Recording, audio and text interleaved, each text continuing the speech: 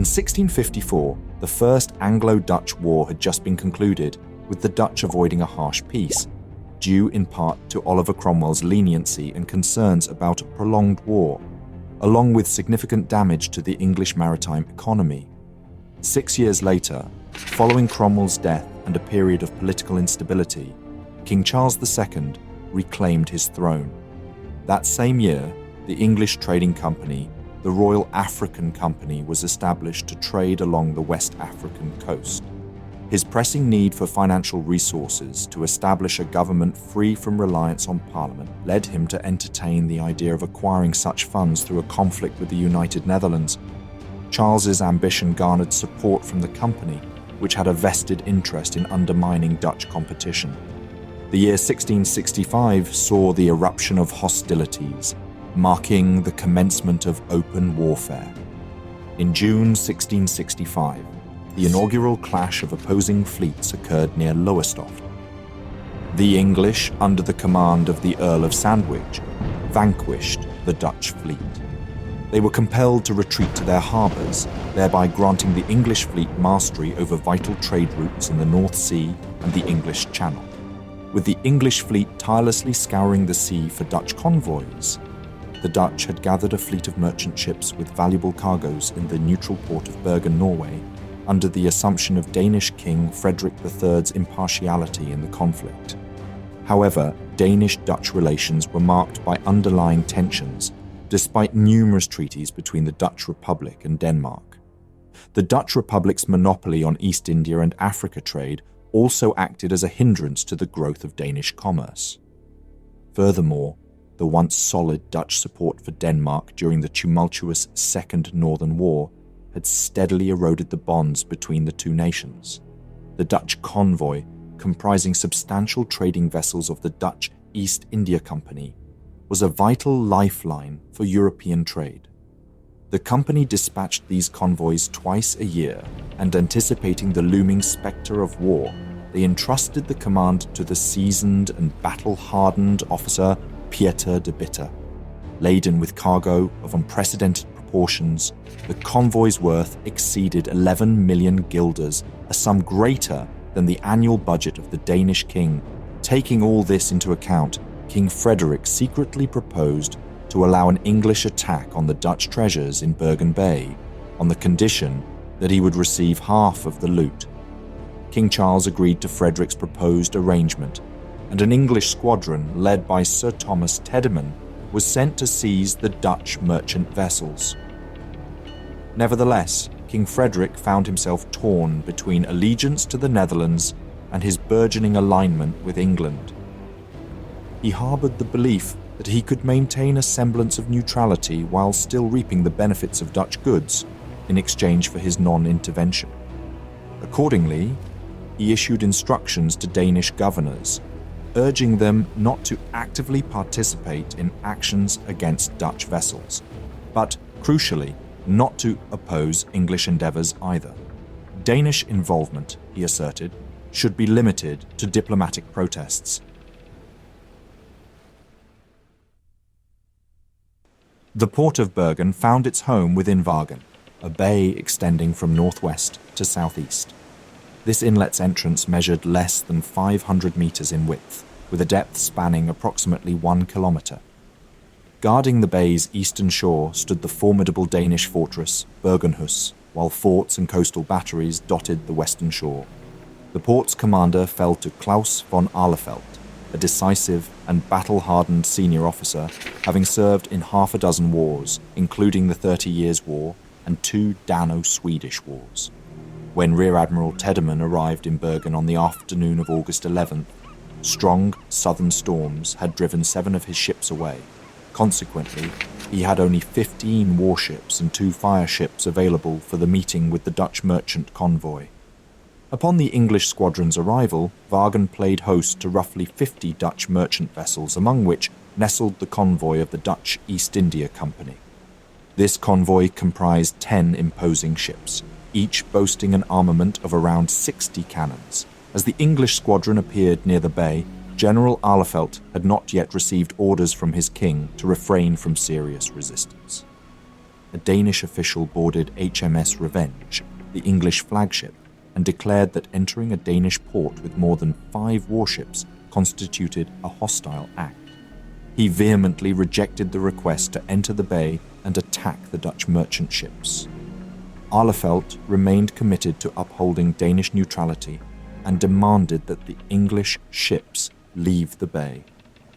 Despite English threats and promises of the Order of the Garter, Ahlefeldt held fast to his duty.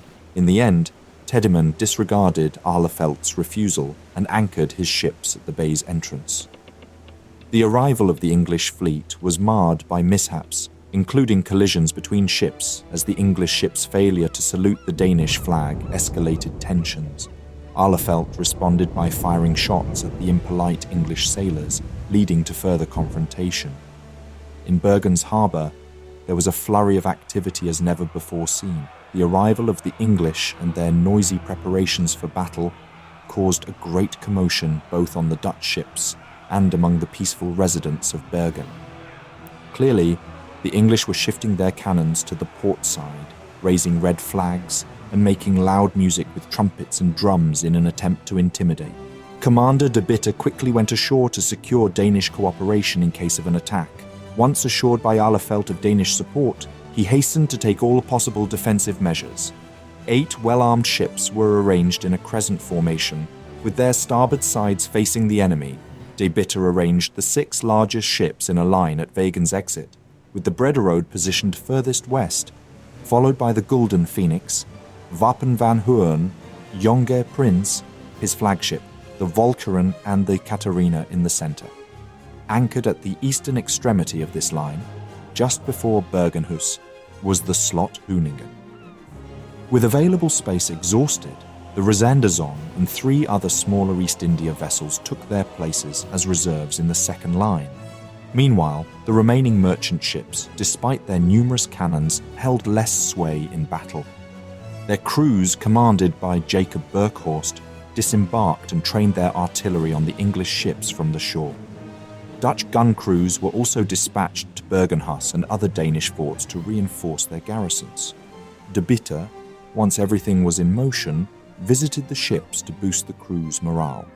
He promised 3 months' pay as booty if they managed to repel the attack. And negotiations between the English and Danes continued throughout the night. General von Ahlefeldt sought to buy time to await further orders.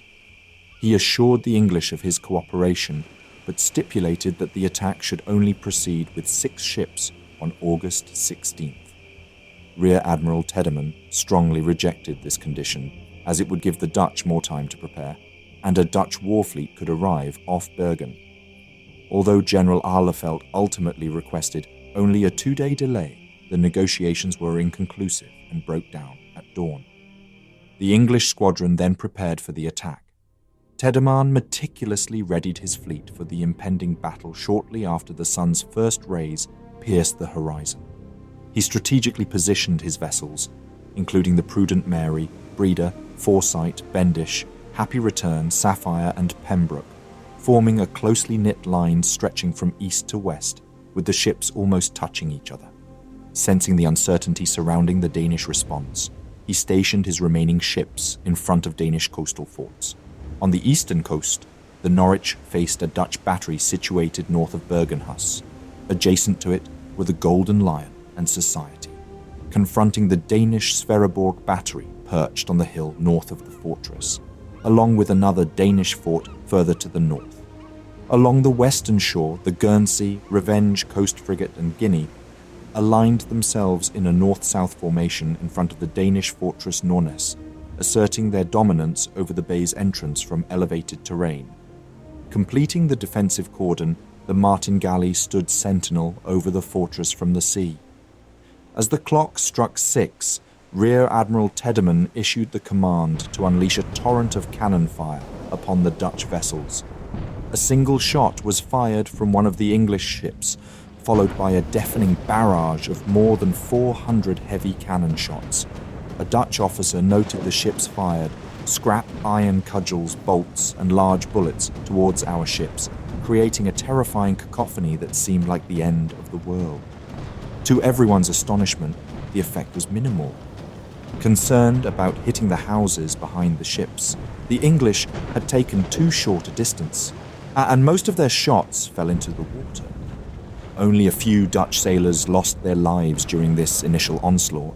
The response was swift as they retaliated in kind. The Dutch officer recalled all our heavy cannons, even some full and half cartridges, fired quite orderly. Ahlenfeldt later recalled the cannon fire was as rapid as musket shots. The English ships stationed in front of the Danish forts were given strict orders to withhold their fire unless provoked by the Danes. General von Ahlenfeldt attempted to quell the violence. He declared a ceasefire and hoisted the white flag at Bergenhus, signaling a willingness to negotiate. Rear Admiral Tiedemann, stationed on his flagship, the Revenge, found his view obstructed by the thick shroud of gunpowder smoke, rendering him unaware of the ceasefire declaration. Adding to the confusion, General von Ahlenfeldt struggled to enforce the ceasefire within his own fortifications, prompting him to lower the flag after a mere 15 minutes. Faced with this escalating hostilities, the English returned fire, directing their cannons towards the Danish fortifications. Disabling one gun and killing 4 Danish soldiers, this compelled Ahlenfeldt to order a retaliation. In the grueling hours that followed, the Dutch exhibited their supremacy and firepower.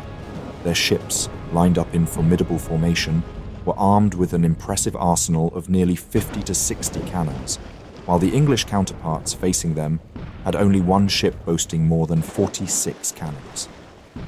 This became apparent, as of the 6 English ships in front of the Dutch line, all lost their captains and dozens of crew. Despite their underwhelming firepower, the English cannonade scored a direct hit on the Katharina, and many Dutch vessels were heavily damaged. The Katharina was struck below the waterline, forcing it to be grounded. Hindered by the wind's unfavorable direction, which blew towards the open sea, the English found themselves unable to deploy their fireships. The bloody battle lasted for 3.5 hours, and it was described as not a mere battle as is ordinary at sea, but rather a dreadful slaughter. Eventually, the losses for the English became so significant that they were forced to abandon the attack. Anchor cables were cut, and Tiedemann's fleet hastily and confusedly fled the scene. The toll of battle was a sobering one for the English, with casualties exceeding 400 killed and wounded, a list that included Edward Montagu and the captains of the 6 ships positioned directly opposite the Dutch line. Only 41 casualties could be attributed to the clash with the Danish forts.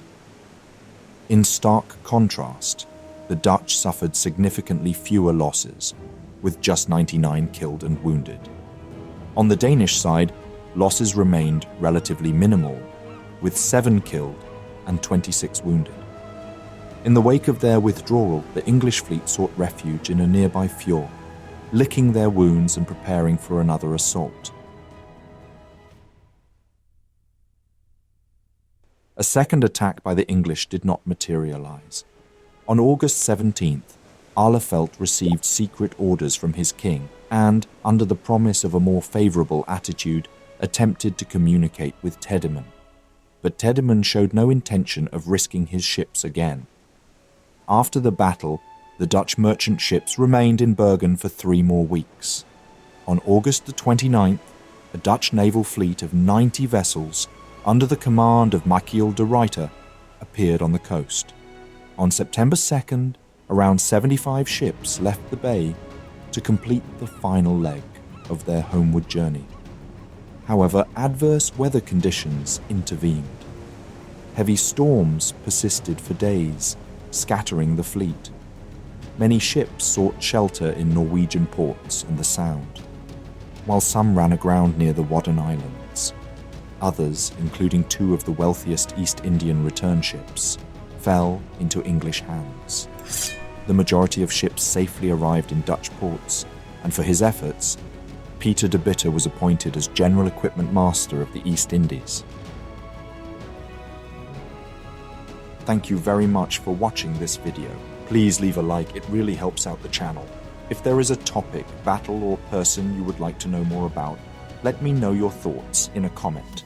I would also like to thank all my patrons and channel members for their generous support.